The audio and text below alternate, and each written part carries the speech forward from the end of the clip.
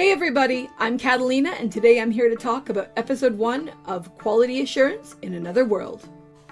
On the internet, a common definition for the idea of insanity is doing the same thing multiple times, getting the same result each time, and yet continuing to do that same thing, thinking you will get a different result. This to me is the heart and soul of what we saw in the opening episode of this show. And I think that it's a very interesting idea because when you think of how a video game works and what the job of a quality testing person would actually be in the context of a video game, that is actually what you would want and expect. As somebody designing a game, you want certain things to happen when certain inputs are pressed. However, we are not actually in the shoes directly of somebody doing quality testing when we start the story. Instead, we actually start with a character who is one of the NPCs in the story, and, unknown to her, is an NPC who is slated to meet an absolutely horrific fate. But then our other major character, Haga, comes along, and he is a tester, and something really drastic ends up happening. And to me, that is what made this show very interesting.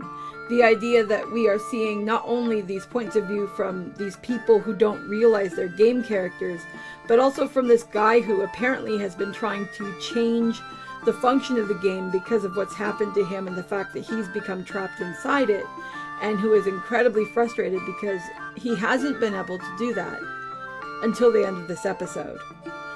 This show is pretty cool and I'm quite impressed with it. It's really difficult to talk about this because I do want to talk about what happened at the end of the episode, but I sure as hell don't want to drop it at the beginning. I think that it's really nice that we have this overall tone and idea that are put forward from the beginning, and that we actually get it from the game character's point of view first. Because what it does is it causes them to become an unreliable narrator, and they give us this false sense of security as we step into the world. And we're all seeing Nikola, and we're seeing her meet Haga, and we're seeing her go through everything, and we're seeing her start thinking about how her life has always been the same, which is our first clue that this is a gaming world. And then she gets this idea that she wants to actually leave her village, which is something the NPCs from this village hypothetically aren't really supposed to be designed to do. And then she actually tells Haga, and he's like, nah. And then we end up seeing what actually happens to her. And I don't think anyone saw it coming. I've seen a lot of people talk about the show and how shocked they were with what went down. But when he goes to all of the trouble to deal with the dragon that has not done what it was supposed to do, because these dragons are supposed to be up in the mountains, but instead they're down here in this town and they're terrorizing people where they shouldn't be, he actually takes the dragon out. And then he is very concerned because, like, the dragon was supposed to take out these people. And he's like, well, did I change it? Did I shift anything? And then they all just burst into flames. Like, they spontaneously combusted. It was scary, man. Like, poor Nikola is standing there in front of him, and she just lights on fire without anything actually having been done by her or to her to cause it to happen. She literally just burst out. It was wild. And I mean, I thought that was going to be the end of the story, and I'm thinking, holy crap, that is dark. That is incredibly depressing, and it seems like it's something that's really affecting Haga, because from what we understand as we learn a bit more about him in the second half, this is not the first time this has happened. This is not the first time he's interacted with this quest, and this is not the first time he's seen these people die. He's gotten to know these people over multiple playthroughs, essentially, of this situation, and he's become attached to them, and seeing stuff happen to them is actually deeply emotionally upsetting, because he got to a point where, in his own way, like, he wished he could actually save them. So the ending seems like it's just gone on this really dark thing, and it's like, well, holy crap, where is this story going to go?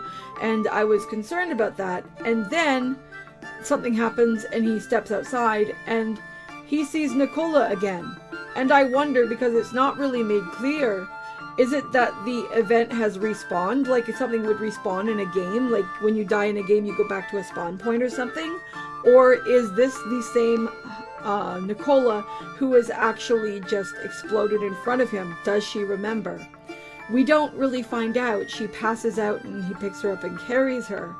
So it'll be interesting to see just what is actually happening, because they've definitely left us with one hell of a mystery and on one hell of a cliffhanger. And that's just from looking at things from the point of view of the game.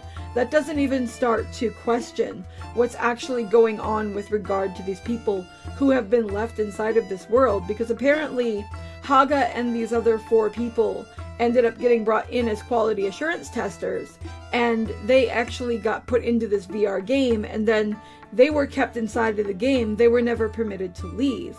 And at this point, they've been there for a year, and Haga is still doing his normal job and doing his normal reports and everything, with hope that something bugged in the game and that by doing this, he can find a way to get out.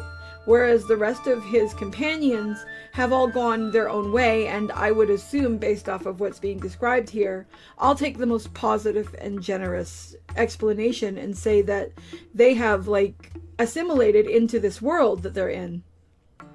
And they are dealing with the reality that they are there. And it'll be interesting to see whether that's the case or whether something more dire has befallen them. And I definitely want to know that. And I love the fact that there are these 2 separate stories. The story of these humans who are trapped inside of a video game, and then the story of these game characters who don't realize they're game characters and who think they're alive and who are doing their own thing.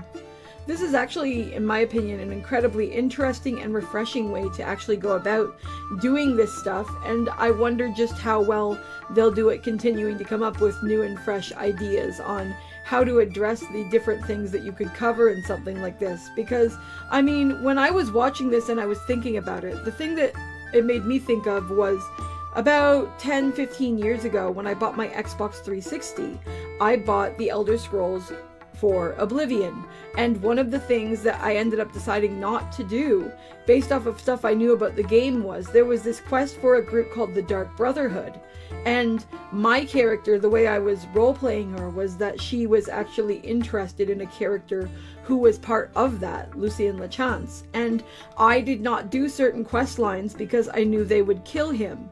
That was just me, by myself, in a single-player game, making a decision.